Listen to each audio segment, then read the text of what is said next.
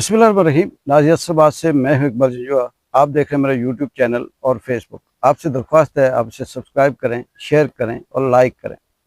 नाज़रीन, आज भी जो टॉपिक है वो बात तो लोकल है, लेकिन ये लोकल बात भी अक्कासी करती है पूरे इस माइंडसेट की, इस खित्ते की, कि जिस खित्ते से हमारा ताल्लुक़ है, चाहे वो बर सगीर हो, पाकिस्तान हो या कश्मीर हो। बात शुरू करने से पहले मैं आपको ये बताऊंगा कि कुछ मेरे साथी हैं, दोस्त हैं। दोस्त इसलिए है कि ज़ाहिर है जब सहाफ़त से हैं तो कुलीग कह सकते हैं, या इस तरह से उन्होंने दरख्वास्तें दी हैं कि मेरी प्रेस क्लब की और प्रेस फाउंडेशन की जो रुकनीत है वो ख़त्म की जाए। उस पे बात करने से पहले मैं इस बात पे आऊँगा कि ये अपने थोड़ा सा तारफ़ करवाऊँगा, 1 डेढ़ मिनट में कोशिश करूँगा कि मुझे नाज़रीन कम से कम 30 साल हो गए हैं लिखते हुए, या आप कह सकते हैं कि सहाफ़त करते हुए 30 साल हो गए। ये कोई मेरा प्रोफ़ेशन नहीं है, क्योंकि पाकिस्तान के अंदर सहाफ़त और ख़ास करके आज़ाद कश्मीर के अंदर सहाफ़त से ना घर चलते हैं, ना निज़ाम चलता है। लेकिन मेरा पैशन ज़रूर है। मैंने मैट्रिक से लिखना शुरू किया था और स्टार्ट मैंने जो किया था वो उर्दू डाइजेस्ट और सस्पेंस डाइजेस्ट के अंदर कहानियाँ लिखना शुरू की थी।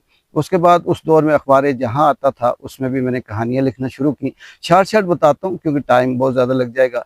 फिर उसके बाद करते करते मैं साथ साथ अपनी तालीम भी मैंने जारी रखी, और फिर जॉब के लिए कभी मैंने कराची, लाहौर, फैसलाबाद, मुज़फ़्फ़राबाद मुख्तलिफ़ जगहों पे मैं गया, तो वहाँ पर भी मैं अपना ये लिखना जारी रखा, कॉलम लिखता रहा।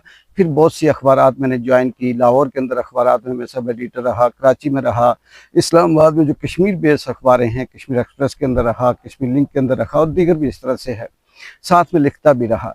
तो ये लिखना लिखाना वक्त के साथ साथ मेरा पैशन था। इससे क्योंकि मेरा जो मेरा अंदर का जो इंसान था वो मुतमईन होता था, तो मैं बग़ैर किसी नफ़े के, नुकसान के या किसी लालच के लिखता रहा और लिखता रहा।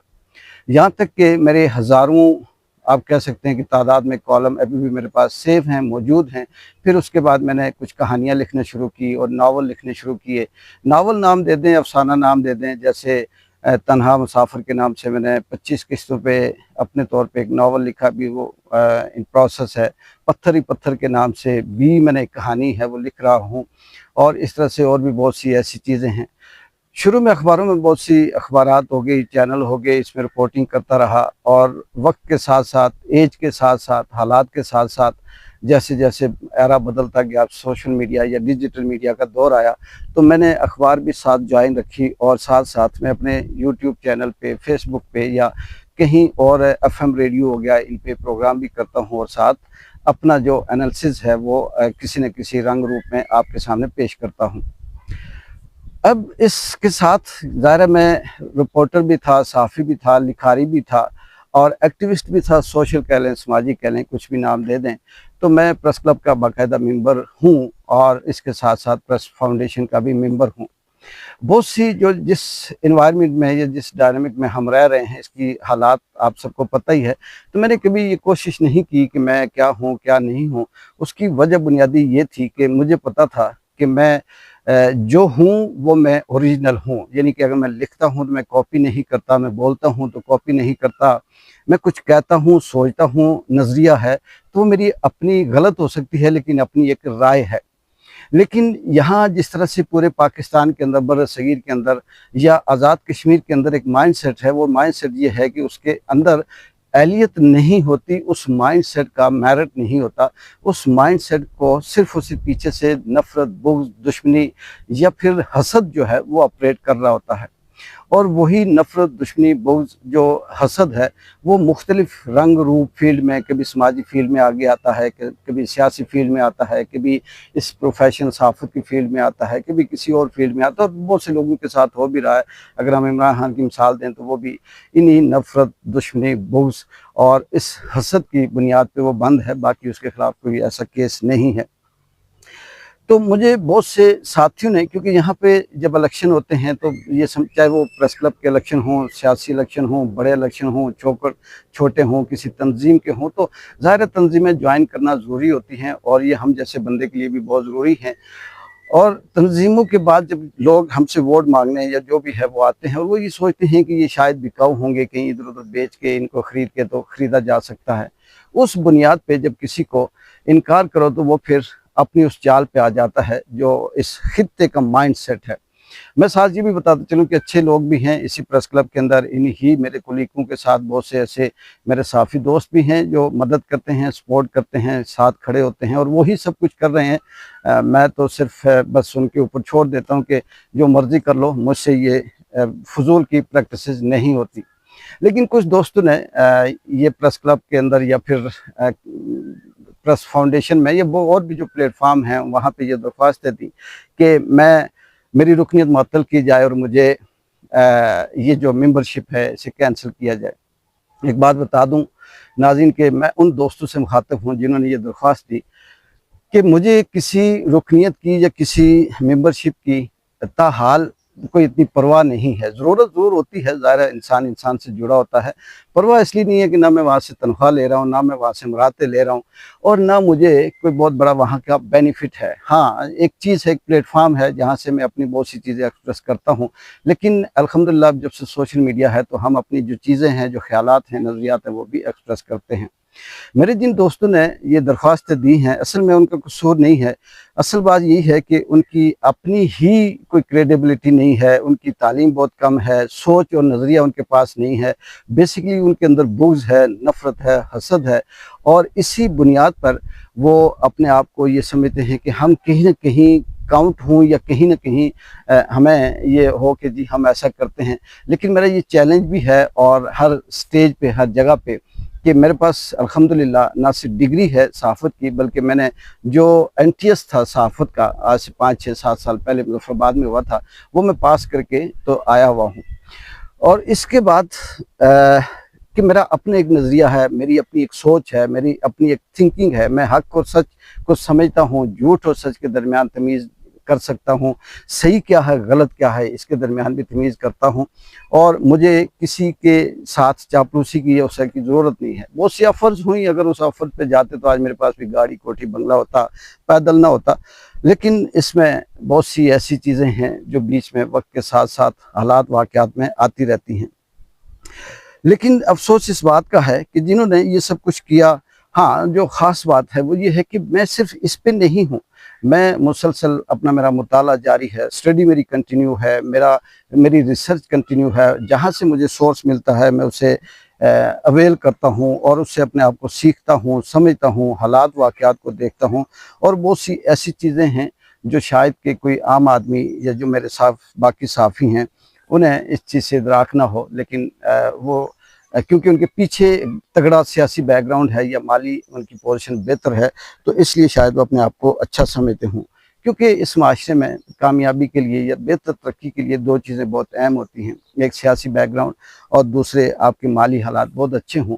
तो अल्हम्दुलिल्लाह मैं दोनों चीज़ों से बिल्कुल आरी हूँ, ना कोई सियासी बैकग्राउंड है और ना उस तरह से माली पोजीशन है, लेकिन अपनी जो क्रेडिबिलिटी है वो बिल्कुल है और मुझे उससे कोई ख़तरा नहीं है, उससे कोई मेरी सोच को चोरी नहीं कर सकता, मेरे नज़रिए को कोई इस तरह से चोरी नहीं कर सकता।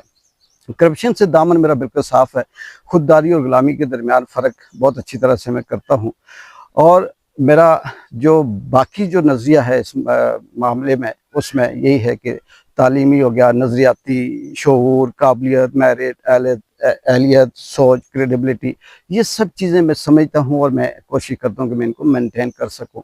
लेकिन वो दोस्त मेरे जिन्होंने ये दरख्वास्तें दी हैं, असल में वो तालीमी, नज़रियाती, शऊरी, काबिलियत, मेरिट, एहलियत, सोच और क्रेडिबिलिटी में कहाँ खड़े हैं, मैं बहुत अच्छी तरह से जानता हूँ। लेकिन मुझे दुःख सिर्फ़ इस बात का हो रहा होता है कि इंसान वही बेचता है, वही एक्ट करता है, वही परफ़ॉर्म करता है, जो उस बेचारे के पास होता है। दूसरी मैं एक चीज़ और बड़ी ख़ास बात आपको बताऊँ कि कैसे पता चलता है आपको ये जो तालीम है, नज़रियात है, सोच है या आपकी मेंटालिटी कितनी ग्रोन कर रही है, इसकी ये है कि मेरे वो दोस्त जिन्होंने ये दरख्वास्त दी है, वो सारे के सारे, कोई एक नहीं है, नाम-शाम छोड़ें इस बात को, वो आखिर बैठे होंगे, मशवरा किया होगा, फिर उसके बाद कहीं न कहीं से पीछा किया होगा, कॉलें की होंगी आगे-पीछे और इस तरह से जो एलिगेशन उन्होंने लगाने थे वो लगाए होंगे। लेकिन मुझे उससे नहीं है, अल्हम्दुलिल्लाह मैं सारी चीज़ें प्रूव करने के लिए तैयार हूँ। उनकी अगर 50 साल या 40 साल उम्र है तो नाज़रीन उनकी 50-40 साल ज़िंदगी की सारी गुफ्तगू और सारी तहरीरें अगर एक जगह पे रख दी जाएं और उसे एडिट कर दिया जाए तो उनकी 40 साल ज़िंदगी की गुफ्तगू से 2 घंटे की गुफ्तगू निकलेगी। उसकी वजह यह है कि वो सारी ज़िंदगी एक ही बात रिपीट करते हैं, एक ही बात रिपीट करते हैं, कहीं बैठे वही नज़रिया, कहीं बैठे वही सोच, किसी और जगह पे बैठे वही वाली बात, और वक्त के साथ वो अपने आप को बदलना उनके बस की बात नहीं है, क्योंकि उन्होंने जो उनका कायद है बस वही कायद है, जो नज़रिया है वही नज़रिया है, जो सोच है वही सोच है, वो आज से 100 साल पहले 200 साल पहले भी थी। इसकी ज़िंदा मिसाल यही है कि अगर हम साल 200 साल 300 साल पुरानी अगर तारीख़ उठाएं, जिसे हम कहते हैं कि उस दौर में तालीम कम थी, या लोग पढ़े लिखे नहीं थे, या शऊर नहीं था, तो उस दौर में भी ये बुग़्ज़, नफ़रत, दुश्मनी, हसद, ये चीज़ें उस वक्त भी मौजूद थी, और इसी बुनियाद पे फिर इंसान को तकसीम कर दिया जाता था, उसे कहीं ना कहीं से लेट डाउन करने की कोशिश की जाती थी, और आज भी वही किया जा रहा है। तो फिर इसका मतलब ये हुआ कि हमारा मेंटल वहीं खड़ा है जो आज से 200 साल 100 साल पहले खड़ा था। लेकिन मैं इस चीज़ का कायल नहीं हूँ। मैं ये कहता हूँ कि अगर मैंने 50 साल पहले अगर मेरा नज़रिया था, हो सकता है 40 के बाद कम हुआ हो, 30 के बाद और अलग बदल गया हो, और इस वक्त जो मैं सोच रहा हूँ, जो मेरा ख्याल है, शायद ये मेरा 20 साल पहले ना हुआ हो, क्योंकि वक्त के साथ बदलता है। तो इसका मतलब तब ही होता है कि आप स्टडी जारी रखते हैं, आप अपने आप को खंगालते हैं, आप अपने आप को बेहतर करने की कोशिश करते हैं, तो तब ही आपकी नज़रिया सोच को चेंज आता है या बदलाव आता है। तो इस हवाले से मैं अपने उन दोस्तों से कहूँगा जिन्होंने ये दरख्वास्त दी है, बेशक आप खुश रहें, आप दें, आप कामयाब होते हैं तो होते रहें, आप सोचते हैं तो सोचते रहें। मैं आपसे ये कहूँगा कि मेरी आपसे कोई दुश्मनी नहीं है, कोई नफ़रत नहीं है, कोई बुग़्ज़ नहीं है, कोई हसद नहीं है। मैं अपना जो नज़रिया सोच या एहलियत रखता हूँ, वो रखता हूँ। वो किसी दरख्वास्त से या किसी उससे ख़त्म नहीं हो सकती। पाकिस्तान के अंदर इस वक्त हज़ारों की तादाद में लोग फस्तायत का शिकार हैं, जुल्म बर्बरियत का शिकार हैं, जो हम अपनी आँखों से देखते हैं। तारीख़ जो पढ़ी है उसको छोड़ दें, तो उसमें क्या मारने से, भूखा रखने से, गंदा पानी पिलाने से बीमारियां लग जाती हैं। उन्हें उन्हें उनके ऊपर जुल्म की हिंता करने से। इमरान रियाज भी उसकी आपकी ज़िंदा मिसाल है। क्या उसका नज़रिया बदल गया? क्या किसी ने उसकी अहलियत छीन ली? क्या किसी ने उसकी सोच छीन ली? नहीं, ये छीन नहीं सकते। ये जो पैशन होता है इसको आप छीन नहीं सकते। तो ये मेरा पैशन है। मुझे अगर अल्लाह ताला ने कामयाबी दी तब भी ठीक, और ना दी तब भी ठीक, लेकिन अल्हम्दुलिल्लाह मुतमईन हूँ अपने टैलेंट से, अपनी सलाहियत से। फ़र्क सिर्फ इतना ही है कि तेरी दौलत ने तेरे ऐब छुपा रखे हैं, मेरी गुर्बत ने उड़ाया मेरे फ़न का मज़ाक। मेरा ख़्याल है शायद शहबाज शरीफ की तरह उल्टा पढ़ दिया कि मेरी गुर्बत ने उड़ाया मेरे फ़न का मज़ाक, तेरी दौलत ने तेरे ऐब छुपा रखे हैं। बात सिर्फ इतनी है। गलती गुस्ताखी माफ़। इकबाल जंजवा को इजाज़त दें। अल्लाह हाफ़िज़।